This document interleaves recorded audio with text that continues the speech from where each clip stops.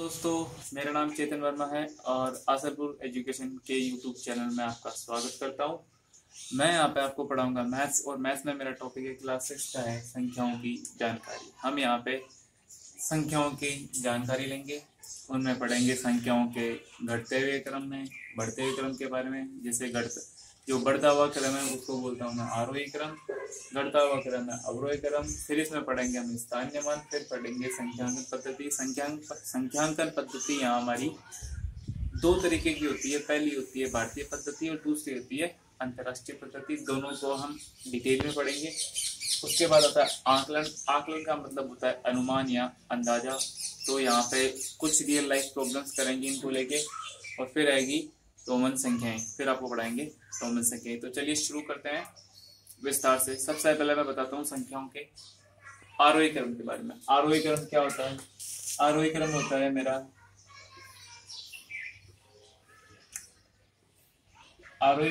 मेरा बढ़ता हुआ क्रम। जैसे आपको संख्याएं दे दी यहाँ पे 25 है, 48 है, 84 है, 92 है और 99। इनको बोला जाता है, आपको इनको आरोही क्रम आरोही क्रम और अवरोही क्रम में रखें। तो पहले मैं आपको आरोही क्रम बताता हूँ। आरोही क्रम का मतलब होता है सबसे पहले छोटी संख्या। छोटी संख्या क्या है मेरी यहाँ पे 16, फिर आती है मेरी बड़ी संख्या 25, फिर आती है मेरी 48, फिर आती है मेरी 84, फिर आती है मेरी 89, फिर आती है मेरी 92 और फिर आती है मेरी 99। तो ये तो हो गया मेरा बढ़ता हुआ क्रम, जिसे हमने बोला आरोही क्रम। उसके बाद आता है अवरोही क्रम।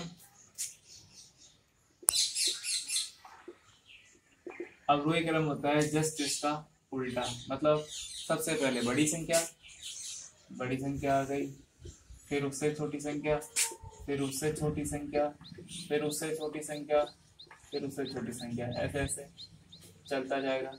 तो ये मेरा जो क्रम मिलेगा मेरे को क्या होगा, यह मेरा अवरोही क्रम। तो आपने जाना आरोही क्रम और अवरोही क्रम के बारे में। आरोही क्रम का मतलब होता है छोटा संख्याएं, छोटे से छोटे, फिर बड़ी, ऐसे बढ़ता हुआ क्रम। अवरोही का मतलब होता है घटता हुआ क्रम। इसके बाद मैं बात करता हूँ स्थानीय मान की। स्थानीय मान का मतलब होता है संख्याओं को विस्तार में लिखना। जैसे एक एग्जांपल लेता हूँ, जैसे मैं ये हो गया मेरा 256। तो आपको पूछेगा कि इसमें 2 का स्थानीय मान कितना है, 5 का स्थानीय मान कितना है, 6 का स्थानीय मान कितना है। तो मैं आपको यहाँ पे एक आसान तरीका बताता हूँ। पहले तो जैसे आपको 2 का स्थानीय मान पूछे तो लिख दो 2, फिर आगे कितने अंक है 2, तो कितनी जीरो लगानी है 2। तो ये मेरा हो गया 2 का स्थानीय मान। फिर बोलता है मेरे को 5 का स्थानीय मान, 5 यहाँ पे लिख दो मेरा 5। कितने अंक आगे 1, 0 लगा दो। फिर आता है मेरा 6। इसी को मैं ऐसे भी लिख सकता हूँ, एक एग्जांपल और बताता हूँ आपको इसी की।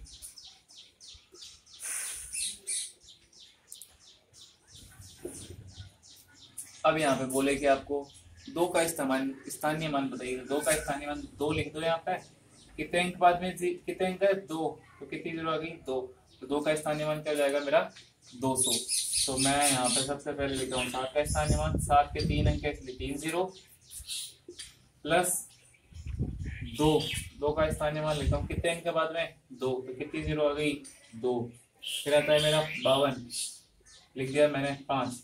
कितने अंक है 1, कितने आगे 0, 1 0 और फिर लास्ट में क्या बच गया मेरा 2। तो ये हो गया मेरा 7 का स्थानीय मान, फिर हो गया 2 का, फिर हो गया 5 का, फिर हो गया वापस 2 का। अब मैं आपको एक और एग्जांपल लेके बताता हूँ। जैसे ये हो गया मेरा, इसमें आपको बोलेगा कि 9 का स्थानीय मान। 9 के बाद में कितने अंक है 3, 1 2 3 प्लस आपको बोलेगा 0 का स्थानीय मान 0, ये 0 लिख दिया। कितने अंक है 2 वापस 0 लगा दो। क्या हुआ इसका मतलब 0 का स्थानीय मान क्या है मेरे को 0। बोले आप यहाँ पे 10 0 लिखो या 1 0 लिखो 0 0 होता है, तो इसका 0 का स्थानीय मान क्या हो गया मेरे पास 0। फिर आता है मेरे को 2 का स्थानीय मान पूछेगा, 2 के आगे 1 अंक है तो 1 0 लगा दिया, लास्ट में आ गया मेरे पास मेरा 5। तो ये हो गया मेरा स्थानीय मान। आरोही क्रम पढ़ा हमने, अवरोही क्रम पढ़ा और स्थानीय मान पढ़ा। अब मैं बात करता हूँ संख्याओं के गिनने की पद्धति। यहाँ पे 2 पद्धतियां होती है, पहली होती है भारतीय पद्धति, दूसरी होती है अंतरराष्ट्रीय पद्धति। तो चलिए शुरू करते हैं संख्यांकन पद्धति के बारे में। संख्यांकन पद्धति क्या होती है मेरी? होती है, एक होती है भारतीय पद्धति, एक होती है अंतरराष्ट्रीय पद्धति। भारतीय पद्धति क्या होती है? 3 अंकों की संख्याओं को गिनना, 4 अंकों की संख्याओं को गिनना, 5 अंकों की संख्याओं को गिनना, इससे बड़ी संख्याओं के अंकों को गिनना। वो मैं बताता हूँ। सबसे पहले आता है मेरा इकाई का अंक। इकाई का अंक होता है मेरा 1। फिर आता है मेरा दहाई का अंक मतलब 2 अंक आ गए। फिर होता है मेरा सैकड़ा, ये आता है मेरा 100। फिर आता है मेरा 1000, ये हो गया 1000। फिर आता है मेरा 10,000,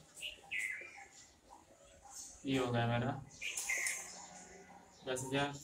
फिर आता है लाख, ये हो जाएगा मेरा लाख।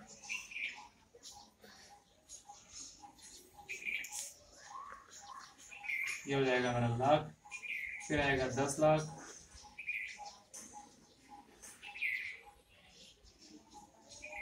ये हो जाएगा मेरा 10 लाख। फिर आएगा करोड़।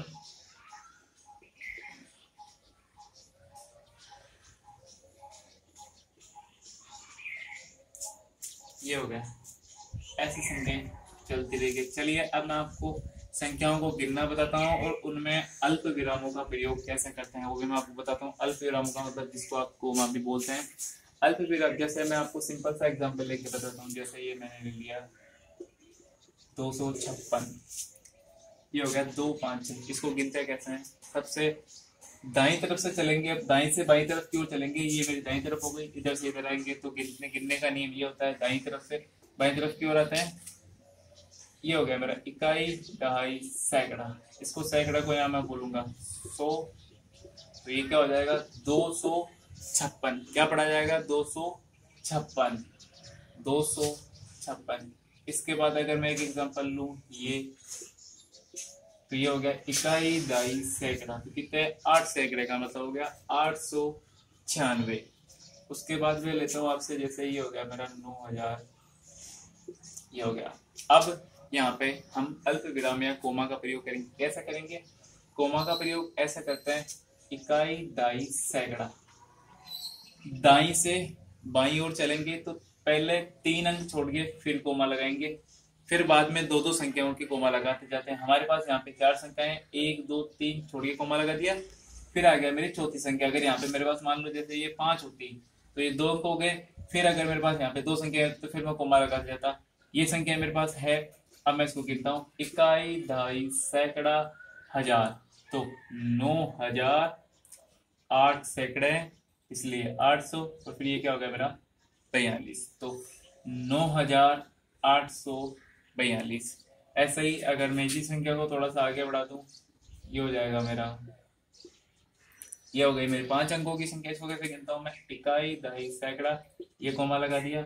फिर 2 संख्या बाद में कोमा लगाना, 2 संख्याएं हो गई तो ठीक है। ये हो गया इकाई, दहाई, सैकड़ा मतलब 800।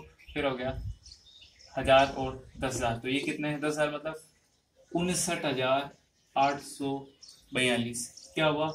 59,842। एक और संख्या लेते हैं। अब मैं थोड़ी सी 6 अंकों की संख्या ले रहा हूँ।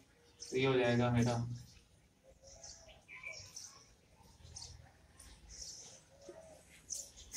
ये हो गया मेरा यहाँ पे। अब मैं अल्प विरामों का यूज करता हूँ। देखिए वापस, इकाई, दाई, सैकड़ा, 3 अंक हो गए मेरे, मैंने लगा दिया कोमा।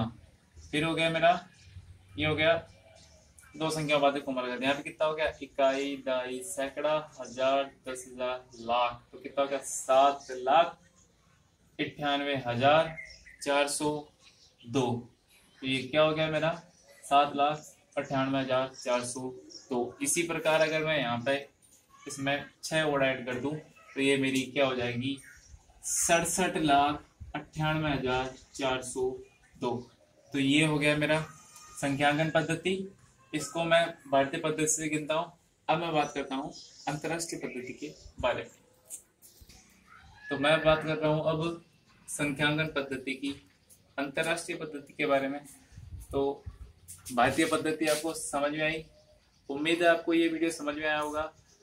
अंतरराष्ट्रीय पद्धति की बात हम अगले वीडियो में करेंगे। फिर उसके बाद में हम अंतरराष्ट्रीय पद्धति पढ़ने के बाद आकलन पढ़ेंगे, फिर पढ़ेंगे अपन रोमन संख्याएं। तो उम्मीद है आपको ये वीडियो समझ में आया होगा। धन्यवाद।